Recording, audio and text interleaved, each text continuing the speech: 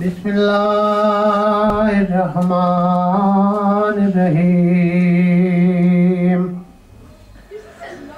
अन जाबिर इब्न अब्दुल्लाह अल-अंसारी अन फातिमत अज़-ज़हरा अलैहिस्सलाम बिन्त रसूलिल्लाह क़ाल समिअतु फातिमत अन्नहा क़ालत दख़ला अलैया अबी रसूलुल्लाह फ़ी बअज़िल अय्याम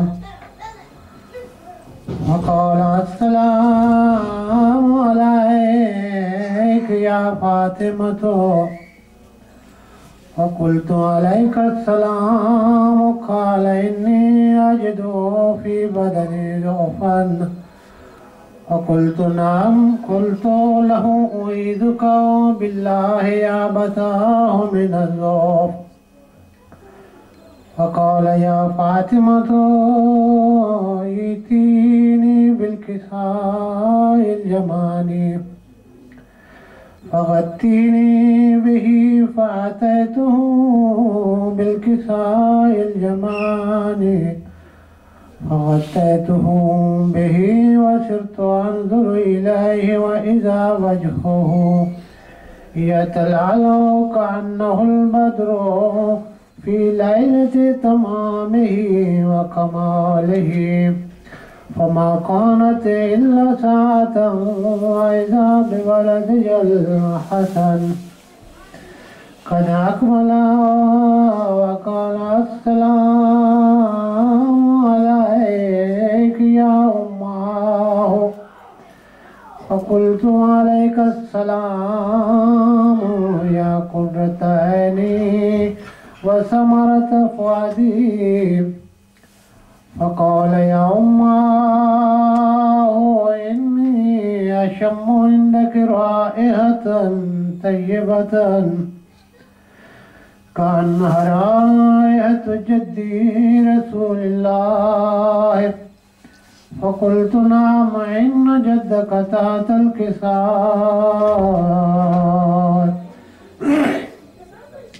फ़अक़बल अल-हसन नहवल किसाय वक़ाल अस्सलामु अलैका या जद्दाहु या रसूलल्लाह अतअज़नु ली अन अदख़ुल मअक तहतल किसाय क़ाल अलैका अस्सलाम या वलदी व या साहिब हौज़ी क़द अज़िनतु लक फ़दख़ला मअहु तहतल किसाय फ़मा कानत इल्ला साअतन वइज़ा बिवलदिहिल हुसैन क़द अक़बला व क़ाल अस्सलामु अलैका या उम्मह फ़क़ुल्तु अलैका अस्सलाम या वलदी व या क़ुर्रत ऐनी व समरत फ़ुआदी फ़क़ाल ली या उम्मह इन्नी अशम्मु इंदकी राइहतन तय्यबतन कअन्नहा राइहतु जद्दी रसूलिल्लाह फ़क़ुल्तु नअम इन्न जद्दक व अख़ाक तहतल किसाय फ़दना अल-हुसैन नहवल किसाय वक़ाल अस्सलामु अलैका या जद्दाहु अस्सलामु अलैका या मन इख्तारहुल्लाह अतअज़नु ली अन अदख़ुल मअकुम तहतल किसाय फ़क़ाल अलैका अस्सलाम या वलदी व या शाफ़िअ उम्मती क़द अज़िनतु लक फ़दख़ल मअहुमा तहतल किसाय फ़अक़बल इन्न ज़ालिका अबुल हसन अली इब्न अबी तालिब वक़ाल अस्सलामु अलैका بنت رسول الله فقلت عليك السلام يا أبا الحسن يا أمير المؤمنين فقال يا فاطمة إني أشم عندك رائحة طيبة كأنها رائحة أخي وابن عمي رسول الله فقلت نعم ها هو مع ولديك تحت الكساء فأقبل علي نحو الكساء وقال السلام عليك يا رسول الله أتأذن لي أن أكون معكم تحت الكساء قال له عليك السلام يا أخي ويا وسيي وخليفتي وصاحب اللواء قد أذنت لك فدخل علي تحت الكساء ثم أتيت نحو الكساء وقلت السلام عليك يا أبتاه يا رسول الله أتأذن لي أن أكون معكم تحت الكساء قال وعليك السلام يا بنتي ويا بناتي قد أذنت لك فدخلت تحت الكساء فلما اكتمل جميعا تحت الكساء أخذ أبي رسول الله بطرفي الكساء وأومع بيده اليمنى إلى السماء وقال اللهم إن هؤلاء أهل بيتي وخاصتي وهامتي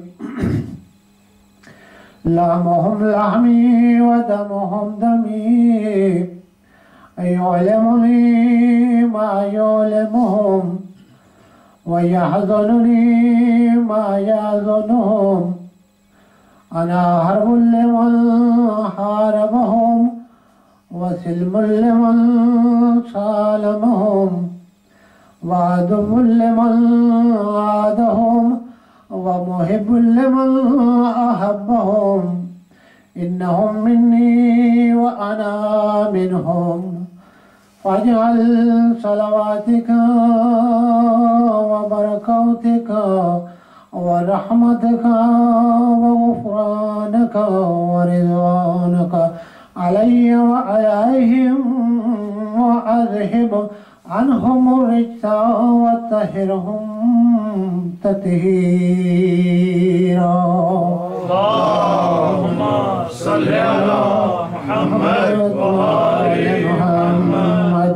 فقال الله عز وجل يا ملائكتي ويسكان سماواتي إني ما خلقت سماء مبنية ولا أرضا مدهية ولا قمرا منيرا ولا شمسا مضية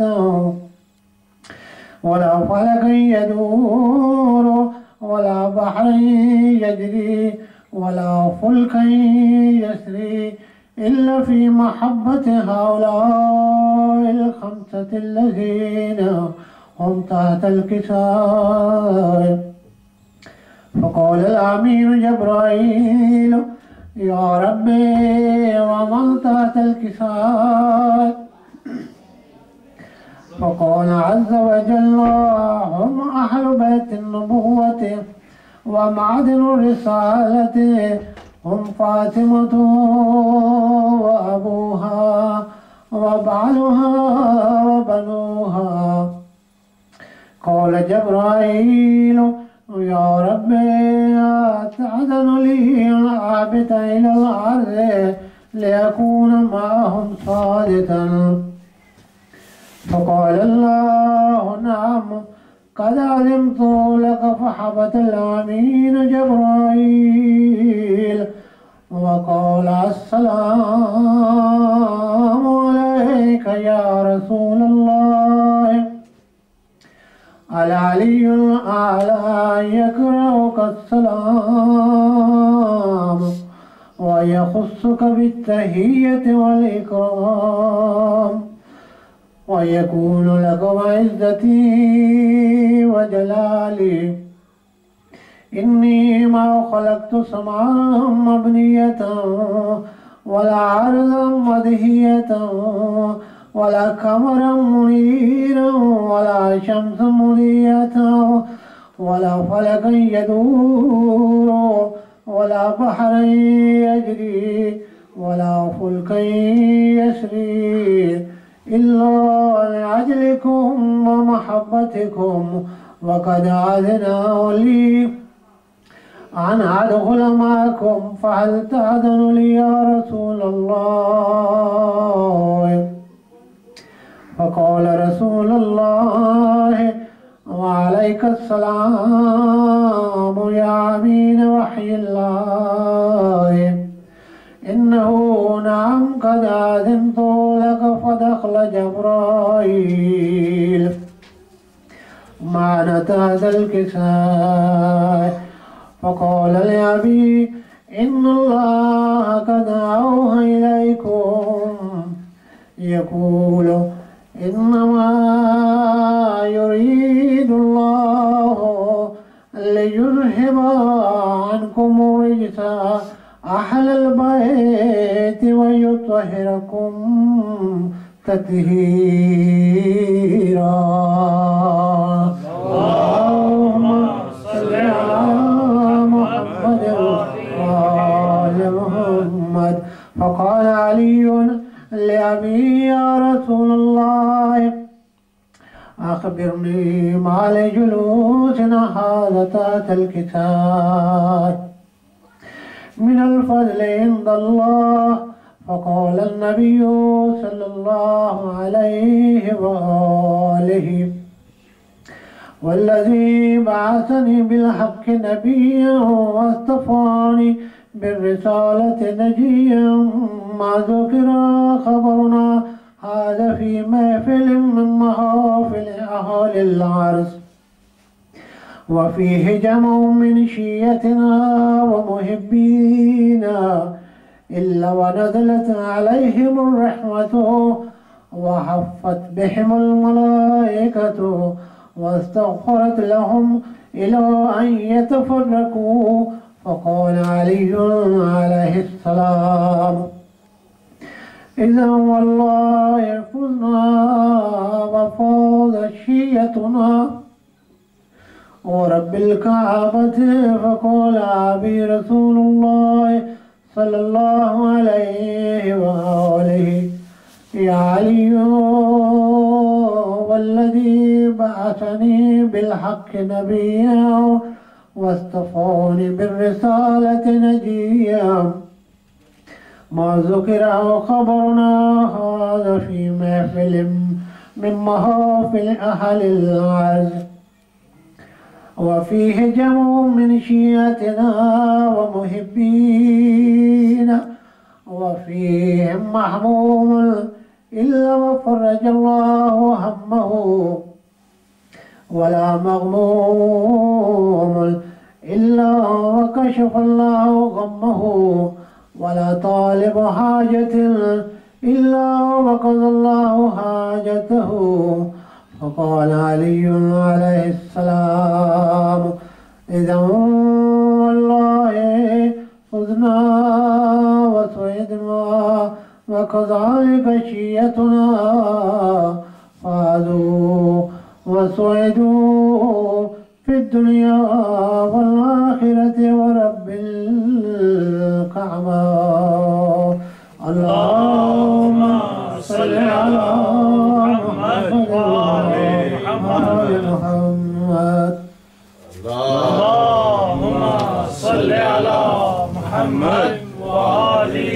Muhammad.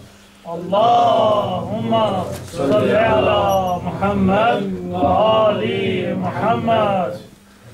Brothers and sisters, Assalamu alaikum wa rahmatullah.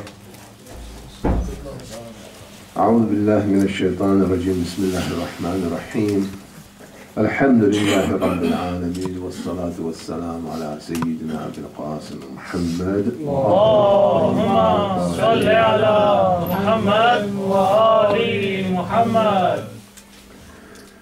Tonight we'll continue, and it will be third part of our lectures on the topic of aqaid, or belief, that we'll be taking during this fortnight. In our previous lecture, just to give it in a summary, just to think it's useful just to recap on what we looked into previous time, so it takes us smoothly into tonight's lecture, so it's better to understand what we are talking about today and tonight. In the previous lecture, we talked about observation and awareness, in a sense that a valid iman, a valid faith, can only be gained through awareness, which in turn can only be gained as a result of personal observation and research. So basically you look around and come to the conclusion, yes, that's true, I have been created and here is the creator, and that's in that sense.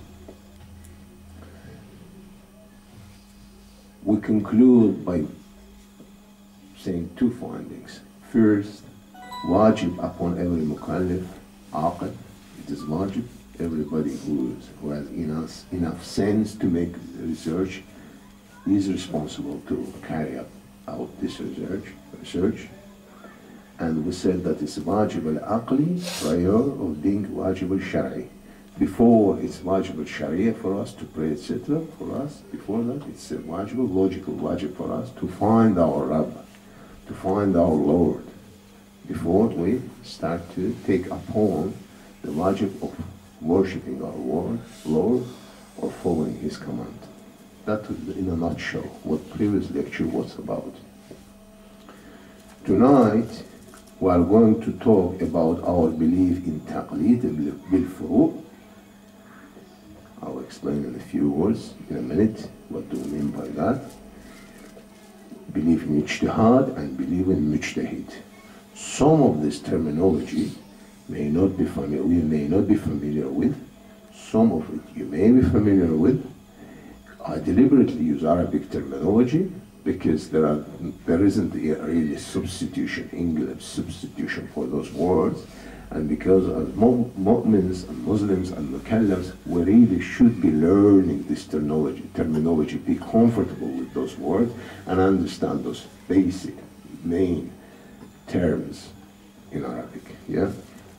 So we will talk about our belief in taqlid bil-furu' as opposed to usul, in ijtihad and mujtahid.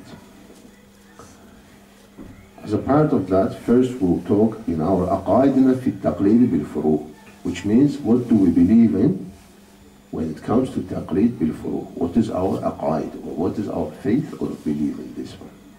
Second, aqaidina fi ijtihad. What do we believe in about ijtihad? What is our belief as Shia, as mu'mins, as school of thought? What's our belief about ijtihad? Aqaidina bil-mujtahid. What's our belief is about mujtahid? Guy who performs ijtihad, he is called mujtahid. And in a minute we'll look into who is he, what he does. So it shouldn't be taking more than 20 minutes delivery. We should be able to go through that 20 minutes, and then on the end we can look into that. If there are any questions, we can look into that and elaborate on that a bit more. Okay, usul al-din, we said, is what we believe in Islam, and that's why it's called usul al-din or asl al-din. Asl, it means the main basis. The usul, asl. Usul, it's a plural of asl. Asl, it means it's its basis, it's the main thing.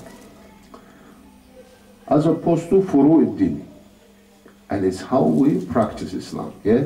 We may have heard since childhood, what's your usul? My usul is this. What is your furu? My furu is 10, namaz, uruj, this. So how we practice, and that's why it's called furu'ud din. which means the branches of the religion, or the thing that spring off usul. So there's asl and there's a furu that springs off that. Some of furu din has been proved and accepted without a doubt or debate, like salat, saum, zakat, etc. So some of furu din, it's written in the book, it's very, very clear. We know that we have to pray. As-salatu maqtub, it has been made wajib for us. Siyam, kutiba alaykumus siyam. Very straightforward ayah Quran, which is, siyam has been written upon you. In those cases, you don't need to refer any mujtahid or any Islamic scholar or scientist. One, because text is so straightforward, everybody can understand it.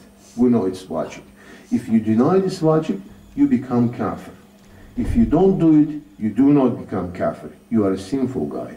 But if you deny the wajib of it, you become kafir even if you pray. Imagine I'm praying every day, but saying, pray. It's not, I don't think it's important. I don't think it's wajib. So I'm kafir. Despite that, I'm praying. Yeah?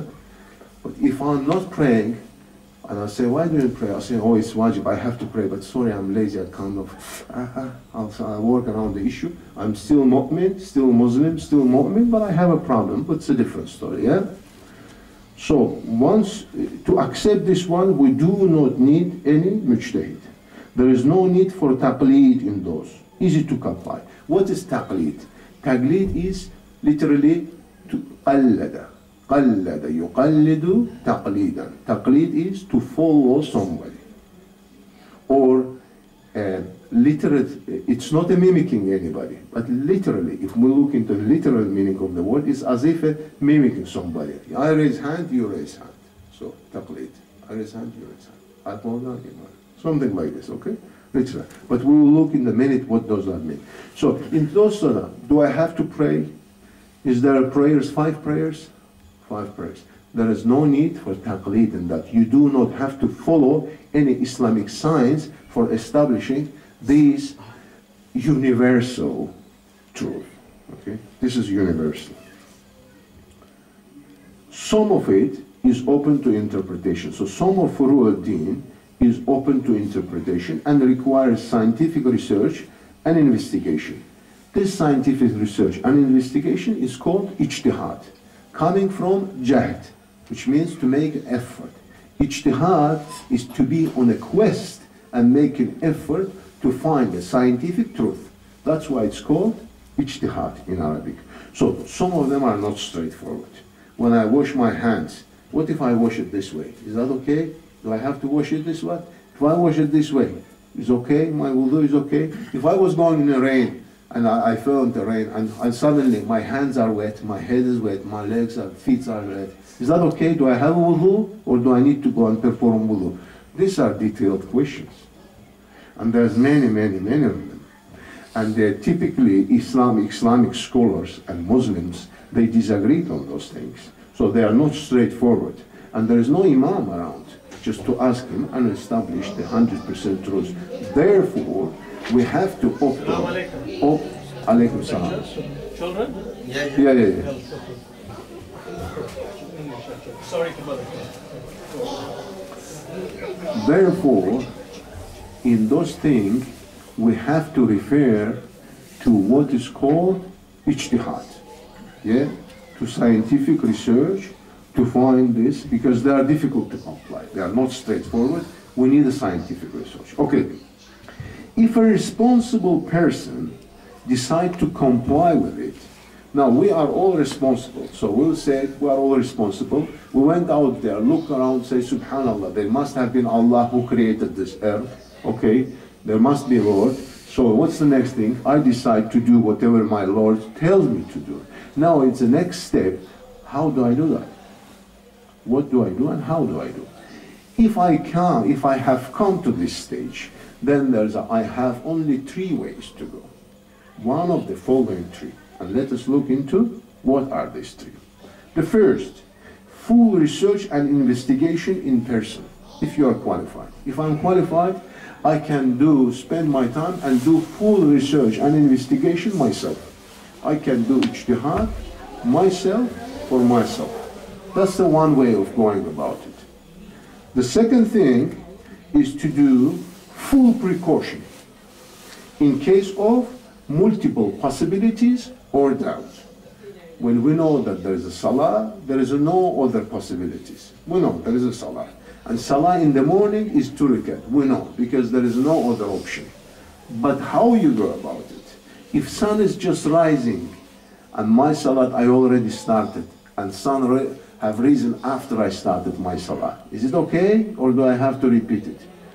No, I don't know. Either I have to do full research myself, or I have to take a precaution. Make sure that I do one before, one in between, one after. Make sure that I cover all the angles, so there is no possibility of invalidation of my salah. Yeah, just as an example. So the first was said, I do full research myself. Second, I take a precaution and cover all angles, which is quite difficult as well. Or the third, what do I do? The third, number 3, I follow mujtahid. I follow somebody who is qualified, scientist, who has done full circle himself, and I follow him. Yeah? So far we are clear? There's the 3 options. Let us look into our belief in taqleed bil furu'. We said furu' deen, it's the way we practice our religion. We pray, we fast, we say. And we say taqleed, it's the following somebody in that. So let us look into what is our belief in this way. The above means, the 3 means that we describe, to do one's best in search of truth.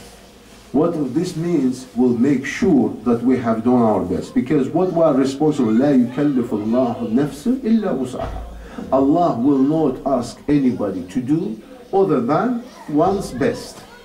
So we have been asked to do our best. If we cover one of the 3 above, it means we have done our best, basically. This is only a logical and a fair request. That would be fair, to ask somebody to do his best. For instance, I give you an example. If we don't know where is Qibla, we come to pray and we don't know where is Qibla. Allah subhanahu wa ta'ala asks us to do our best research to find the Qibla. After we have done our best research to find the Qibla, if we struck the Qibla, alhamdulillah. If we didn't strike the Qibla and happen to pray in the opposite direction, and we have found about this one after the time of Salat has passed, it's okay. We do not have to repeat our Salah. Why? Because we have done our best. We have looked into the science, whatever, used whatever was our possibilities, we have done our best. But imagine if you don't do your best. If you just come, you don't know Qibla, you say, okay, I pray this way. If it happened to be right way, fine. But if it happened to be wrong way, and you find it out after the time of Salat, you have to do qada. Why? Because your Salat is not acceptable. Simply because you have not done your best in searching on Qibla. So all that you have to do is just to do your best. Yeah? In search of truth. And it's all about all what we are talking about is about this. What if we do not do any of the above? Imagine if I don't do any of the above. I don't do my personal search, I don't do precaution, and I don't do follow mujtahid. I just see everybody, whatever way people are praying, I'm praying. I ask you, who is your mujtahid? I don't have any. What if that's the case? Who are you following? Which mujtahid are you? I don't have any. What about that? I'm sure there's a number of people in this position, in this situation. This would invalidate Amal. We say their Amal is invalid. Their Salah is not acceptable. But why? How? Let me explain it to you. Because that would be too harsh. Huh? We say, look, somebody is killing himself praying. Just because he doesn't have a mujtahid, so what? His Salah should not be acceptable? Let me just, we often hear that from member, alims say, your Salat is invalid unless you follow mujtahid. And often we think, this is very harsh. I have tried, I have done my best, I have prayed. How come it's not acceptable? So let me explain to you, and they rarely explain you what do they mean by that when they say it's invalid. So let me explain to you what is meant by that. When we say your amal is batil without taqleed, when we say when you don't follow mujtahid, your salat is batil, your amal is not acceptable, invalid, let me explain to you what exactly is meant by that. Because this is not as harsh or as tough as it looks at first. This is batil, but not by cancelling it. Not because it's simply batil, because I'm on my own. Let me explain it to you using the following analogy. Imagine you are sick, yeah? And you are walking in the pharmacy and say, I don't feel good. Give me this medicine. He gives you medicine over the counter. You take it. If it works, lucky you. If it doesn't, you have only yourself to blame. You have never applied to a doctor. It's the same. But imagine I go to a doctor and say, doctor, can I have I have a flu or whatever. He says, here is your medicine. Okay? So I take medicine. If it works, brilliant. If it doesn't work, whose fault is it? Doctor's fault. I have done my best. In the same way, Allah subhanahu wa ta'ala says the mujtahid doesn't know truth. You don't know truth either. I know the truth. And I have revealed my truth to Prophet alayhi salam and to A'immat al-Adhar, 12 Imams alayhi salam. I have revealed them. So only those, they know what is 100% truth. Everybody else might be 80% sure, 20% sure, 99% sure, but never 100. Inna wa iyyakum. Imma ala huda, imma fi dhalalin mubin. Allah subhanahu wa ta'ala in the Quran say, us and you. Me and you, two humans. Either I'm fully correct or fi dhalalin mubin, completely wrong. So there is always two sides of our argument and two possibilities. Either you are right or you are wrong. So if you don't go to mujtahid, if you don't do taqleed, and you happen to pray in the right manner, fine, there is nothing wrong with your salat. Of course your salat is acceptable. Allah is not zalim to throw it right back into your face. If you have done your salat correctly, fine. But if you done it wrongly, you are on your own, brother. You are on your own. Your salat is not acceptable, not because Allah is being harsh, but because you didn't do research and you got it wrong. Your own problem. But if you had followed the mujtahid, even if mujtahid got it wrong, then Allah will not invalidate it. Why? Because if he had, he would be unjust. Because you stay in the day of judgment and say, Rabbi, you said to follow mujtahid, I did. You said ask, I asked. What else could I do? They happened to give me wrong advice. I had to follow my best. That was my best knowledge, or that was my best, the best advice that I can follow, okay? Because of that, Allah subhanahu wa ta'ala says, if mujtahid makes mistake, he still gets the sawab.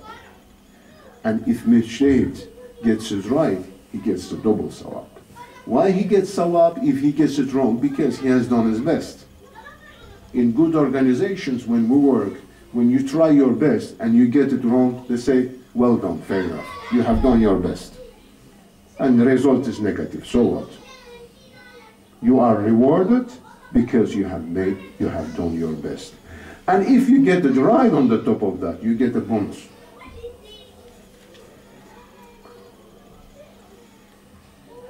So let us get it straight. Taqleed is not mimicking and not even following. We follow only Imam Ma'soom. Only Imam Ma'soom we follow. And we have Imam present in every age. And in our age, we have Sahib al-Zaman alayhi salam to follow.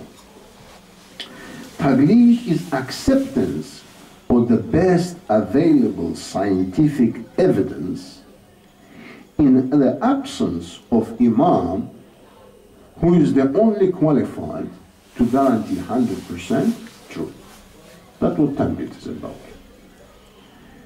Misunderstanding of taqlid and rejection of it is from shaitan. We say, why I'm emphasizing this point, because talking to youngsters, to young people, especially in the Western community, where we have been told that, who are you to tell me? You know, I have this mentality in the West. We are told, I know myself how to do. You won't tell me how to do the thing. This is they're brought up in that manner. Who are you? I know best myself what to do, you know.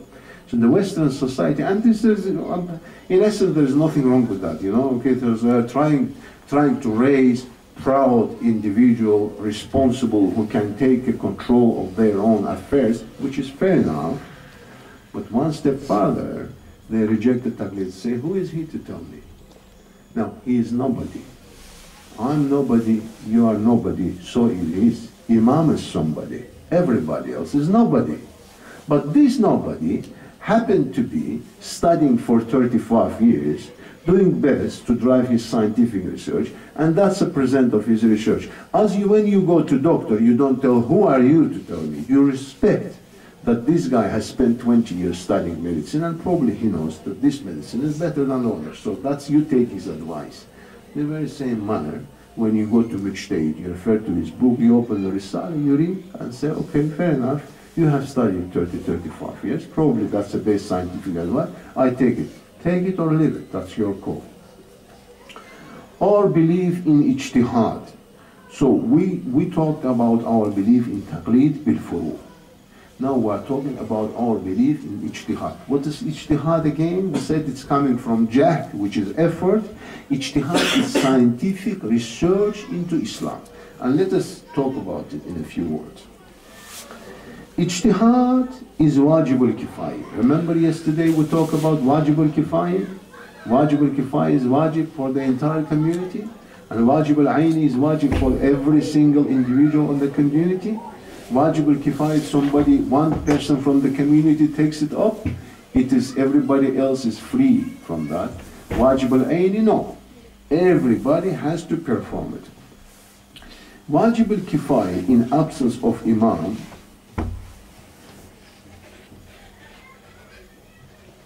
will fall onto everybody, which means we have to have mujtahid. Yeah, wajib al-aini, it's like doing salat, and wajib al-kifaya is like to having mujtahid among us. Yeah. If we don't have mujtahid, then we have to look for suitably qualified person, and it's a degrade, by the way. Even the teaching Quran, for instance, every community has to have at least one person who can teach Quran to the rest of the members of the community, and that will be wajibul kifaya for the community. In the very same manner, to be a mujtahid is a wajibul kifaya for the community. Every community has to have a wajibul kifaya. Yes, we don't have a mujtahid here in Ireland, but we have a mujtahid somewhere else, and he's only click away. You know, you go online, sistani.org, you send a message, you get the answer. So there's in this day and age, there is no need to have a mujtahid next door or next town or next village. You know, it's enough that we have him somewhere miles away. If no qualified person available, one of us will have to obtain qualification, and we have to create conditions for that. Yeah. So have conditions for that. What is condition for that? Hawza. To have a hawza in Najaf, in Qum. And if we don't have any mujtahid, then everybody has to strive until we produce at least one who will give ahkam. We cannot follow past mujtahid either. If mujtahid passed away, we cannot follow him. Why? Very simple. Because the religion is dynamic, life is dynamic, it's not a static entity that stays in one place, it moves forward. As it moves forward, ahkam changes, need for ahkam changes, and therefore we have to have a life mujtahid. So unlike Ahlul Sunnah brothers, whose mujtahid died 1,300 years ago, and some of them are happy to follow him, let us say Abu Hanifa, in their mazhab, bab of ijtihad is closed in their baba. So Abu Hanifa, and then Muhammad, his student, and Abu Zubayr, if I'm not mistaken, or another was Sunnah, and there it closed. That's it. So they don't have mujtahid in modern age. In our case, no. We have to have one. This is about our belief in ijtihad. Talking more about our belief in ijtihad, we say, what is ijtihad? We said ijtihad is a scientific research, and pay attention to this one now, because we're going to tell you what ijtihad is about. Ijtihad is scientific research and derivation of ahkam fiqh from adillat al-shar'iyya, which was brought to us by Muhammad sallallahu alayhi wa alihi wa sallam. We are really falling asleep here, so for love of Zahra alayhi salam, another salawat. Allahumma salli ala Muhammad wa ali Muhammad. Okay, so that was a mouthful, isn't it? Ijtihad is scientific research and derivation of ahkam al-fiqh from adillat al-shar'iyya, which was brought to us by Prophet alayhi wa salam. That one can put you asleep, isn't it? It's a mouthful, and you didn't listen to that. What was that? This was a long sentence, sorry. Can you repeat it again? I read it again. No, sorry, still didn't get it, yeah? So let me just break it down for you, okay?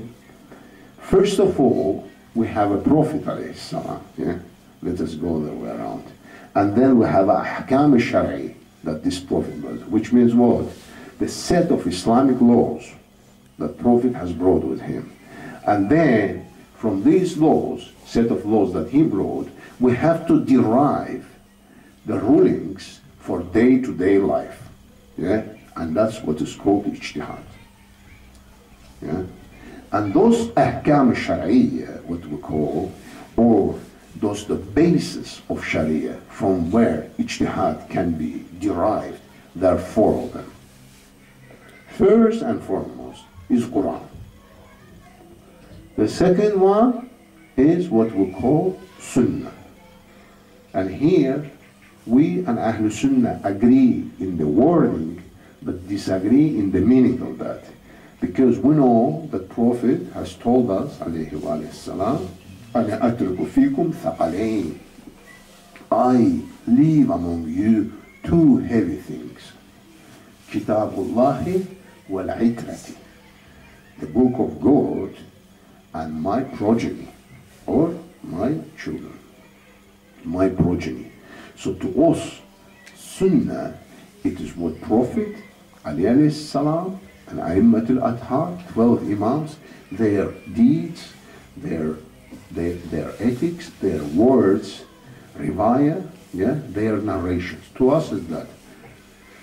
To Ahlul Sunnah brothers, it's Prophet and Khulafai Rashidin. Well, we say Khulafai Rashidin, they say Khulafai Rashidin. But to us, Khulafai Rashidin is 12, to them Khulafai Rashidin is 4. That's the difference. But don't worry about that, we won't go deep into that one. All that we want to say, that Sharia is derived from 4. First is Quran, second is Sunnah, third is what is called Ijma' al-Ummah, which means that whatever is Ummah has agreed completely. Nobody disagreed about that. Or what is in common law is called a precedent. There's a precedent in common law. If you are charged in England or in Pakistan or in India, for that example, the judge opens the book, the big book, he goes through that, he says, oh, it has always been judged that way, so I'm going to judge that way, you know, so I'm not going to change a precedent, okay?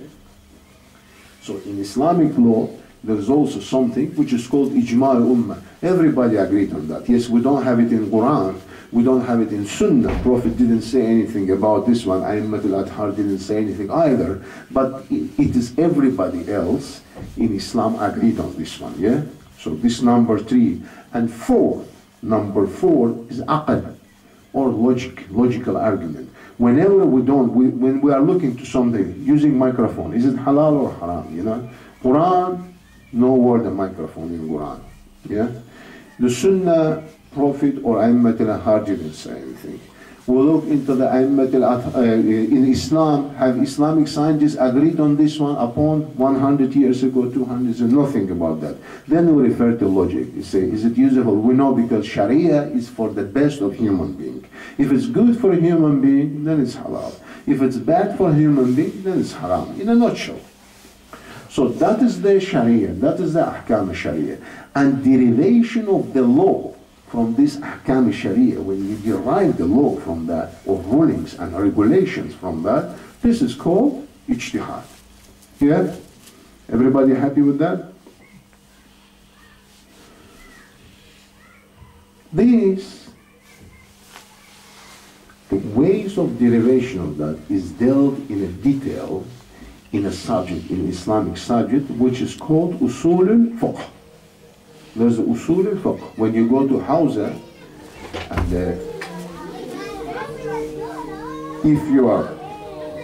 if at some stage you are lucky enough to go to Hausa and spend a few times, Salaam alaikum Sayyidina, how are you? We won't be a minute, let's say. Just we'll finish the topic and then. So if you're lucky enough at some stage to go to Hausa and study a few years there, you will cover these under topic of Usul al-Fiqh. But it is not really subject of our today's conversation, so we are not going to enter into this field. Ijtihad requires a deep study of a number of subjects that are instrumental to it, which means to ijtihad, yeah? And then intensive scientific research is required. These would require a high level of intellect, hard work, full dedication, and tawfiq from Allah subhanahu wa ta'ala, yeah? You might go there and have intention to become a mujtahid and you never reach any level, yeah? But once you have done that and you have a tawfiq, you will reach that. And that's the complexity of ijtihad, yeah? Having covered our belief in ijtihad as a last part of our lecture, we would be covering our belief in mujtahid. So what did we say was ijtihad? Ijtihad was a research and derivation of ahkam of the Islamic ruling from ahkam sharia. Who is the mujtahid? The mujtahid is the guy who is responsible to do that. Yeah? The guy who does that, he is called mujtahid. We believe that mujtahid is Imam's representative in the time, if in his absence, he is a supreme judge and commander-in-chief. That's who mujtahid is, Imam's representative.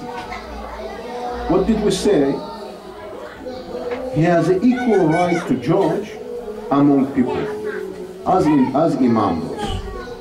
What did we say earlier? We say only Imam knows the truth.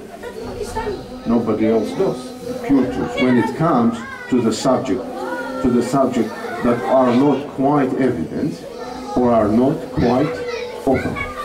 So only Imam knows that.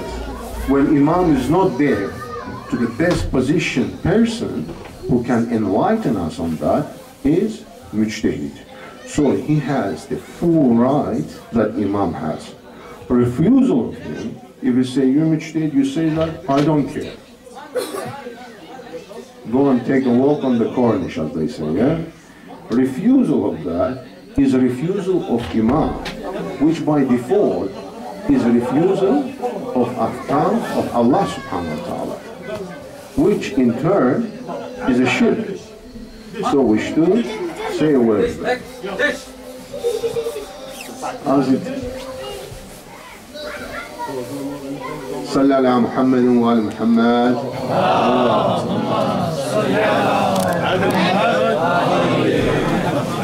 استريح شباب، استريح. الله أحسنت. Come forward, come forward. عادل.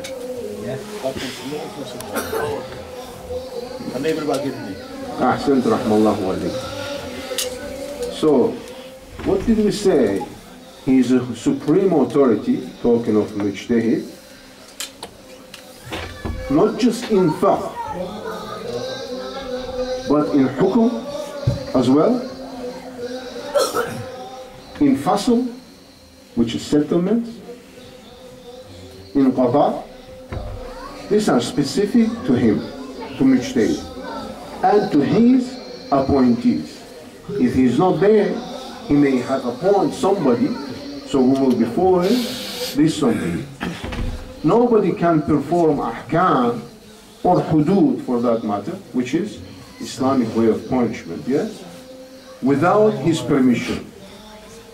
He also is a trustee over the Baytul Mal, and that's why when we send the khums, we send to whom? To Mujtahid, or hand it over to whom? To his representative. So he's a trustee over the Baytul Mal, and Baytul Mal belongs to him. To whom? To Imam alayhi salam. But in his absence, Mujtahid will be trustee over Baytul Mal in absence of Imam. This is Wilayat al-Amma. This is what we call Wilayat al-Amma. Sometimes we hear Wilayat al-Amma. What is this Wilayat al-Amma? It is not a strange thing. It's a simple thing. Guy has been appointed to rule, to give it on his best judgment, and to act as a trustee in the absence of the main guy. This is Wilayat al-Amma, given by Imam to Mujtahid. So Imam has appointed Mujtahid as Wali al-Am. And for this reason he is called Wali al-Am for Imam. And on this one we'll conclude our lecture, and inshallah tomorrow evening we'll continue the subject, and we will look into our belief in Allah subhanahu wa ta'ala and our belief in Tawheed, inshallah. وصلى على محمد وآل محمد.